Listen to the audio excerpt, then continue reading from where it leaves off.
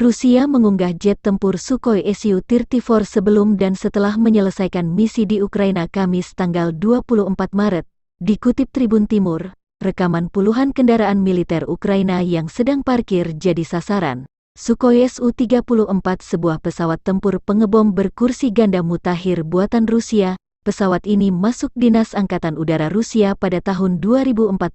Su-34 juga membawa sejumlah bom dan roket, termasuk bom berpemandu laser Kap-500 yang sangat presisi. Dari sisi sistem, Su-34 dilengkapi oleh sistem kontrol tembakan elektrooptik dengan inframerah ke depan, sehingga jarang meleset. Hari ini memasuki 30 hari konflik Rusia dan Ukraina. Belum ada tanda-tanda akan berakhir meski Rusia dapat sanksi bertubi-tubi dari NATO dan Amerika.